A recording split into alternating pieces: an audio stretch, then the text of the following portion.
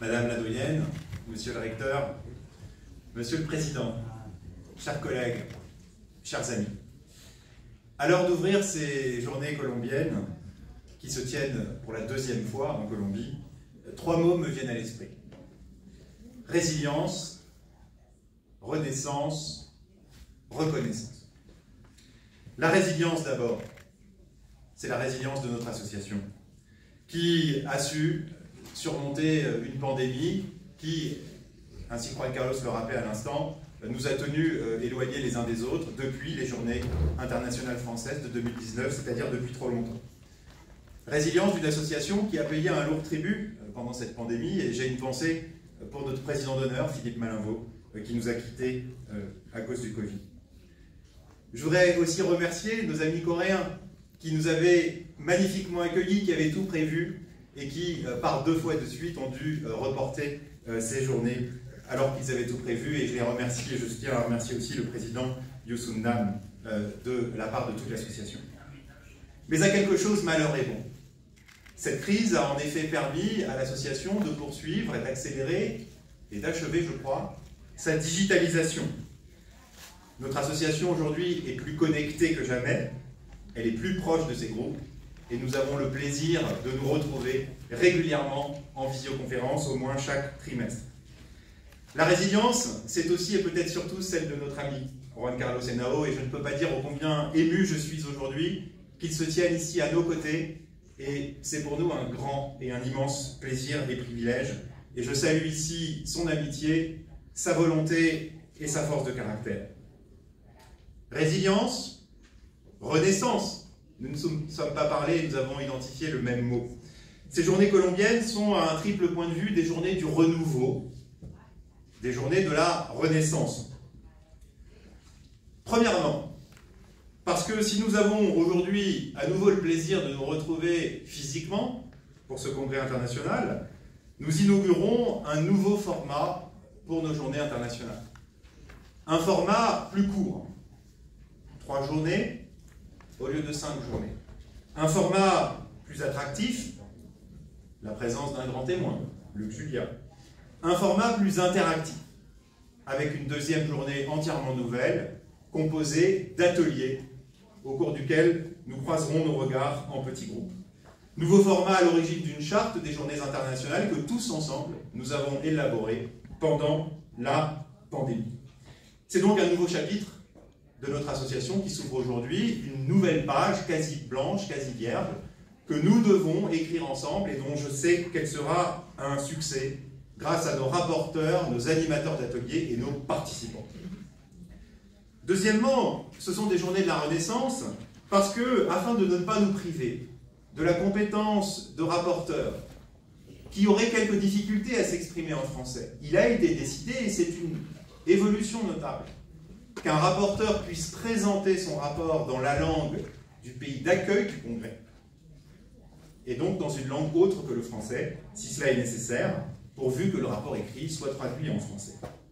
Renaissance, enfin et surtout, troisièmement, parce qu'il n'aura échappé à personne que notre association souhaite porter son regard et sa réflexion sur des thèmes structurants et d'actualité. Et évidemment, c'est le cas du sujet des plateformes qui nous réunit aujourd'hui, et ce sera le cas des journées polonaises consacrées à la responsabilité environnementale en 2023. Alors, qu'est-ce qu'une plateforme? Ce n'est évidemment pas le sens géographique qui nous retiendra ces 3 jours d'étendue, de terrain plane, situé en hauteur par rapport au terrain environnement. Ce qui nous retiendra, c'est plutôt, selon une définition du Conseil national du numérique français, un service occupant une fonction d'intermédiaire dans l'accès aux informations, contenus, services ou biens édités ou fournis par des tiers, c'est-à-dire concrètement, nous traiterons des places de marché, des réseaux sociaux, des moteurs de recherche, des sites ou applications mobiles de mise en relation entre bailleurs et loueurs, vendeurs et acheteurs, prêteurs et emprunteurs. Alors on ne parlait pas encore de plateforme il y a tout juste 15 ans, lorsque se tenaient ici même à l'Externado, dans un autre bâtiment, les premières journées colombiennes sous l'égide du recteur Fernando Inestrosa. Et ce furent, pour ma part, les Deuxième journée auquel j'ai participé en tant que secrétaire général à l'époque, et j'en garde un souvenir ému. Alors on ne parlait pas de plateforme à l'époque, mais je retiens tout de même une filiation entre le thème d'il y a 15 ans et le thème d'aujourd'hui, puisque en réalité il est question de consommation et de consommateurs dans les deux cas. Le lien entre les plateformes et la consommation est évident. J'en voudrais pour preuve que la loi française, la loi pour la République numérique du 7 octobre 2016, a défini les opérateurs de plateformes dans le code de la consommation. Alors si ce thème des plateformes a été choisi, c'est qu'il convient que des juristes de droit continental investissent la réflexion académique sur un thème qui est structurant pour le présent et pour l'avenir de nos sociétés. Le premier réseau international de la tradition civiliste, qu'est l'association Capitan, uni autour de la passion des codes, ne peut pas se satisfaire de l'affirmation suivant laquelle « code is law » au sens de codage informatique. Veut-on que le code informatique remplace nos codes? Je ne le crois pas. Je ne le souhaite pas. Ne faudrait-il pas, au contraire, remettre du droit dans le code informatique? Reciviliser ensemble le codage? Je crois que c'est une des questions que nous devrons aborder au cours de ces 3 jours, et j'invite nos rapporteurs, nos animateurs d'atelier à y réfléchir, voire à formuler des propositions que nous pourrions reprendre, enrichies par le regard éclairé de Luc Julia, que je remercie infiniment d'avoir accepté notre invitation.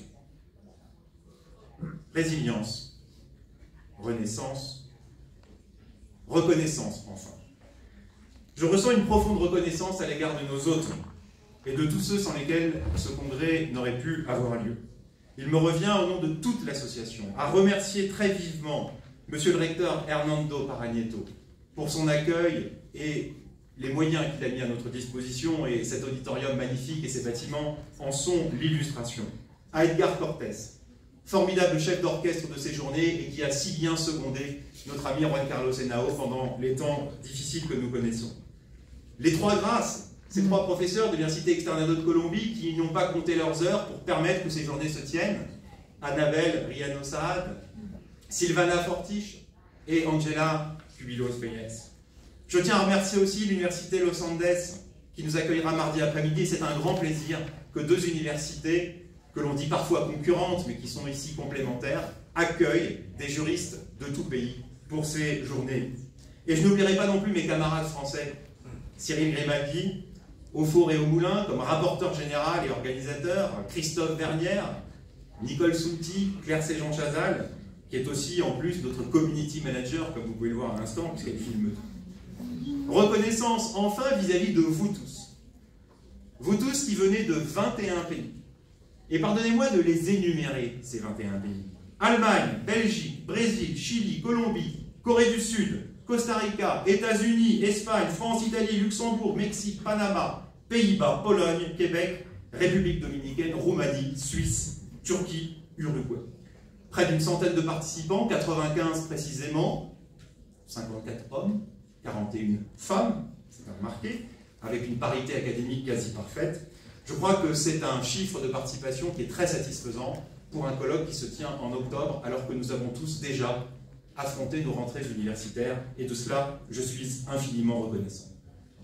Alors, es un gran placer para mí, inaugura rester con eso. Je vous remercie de votre attention et je vous souhaite d'excellents travaux.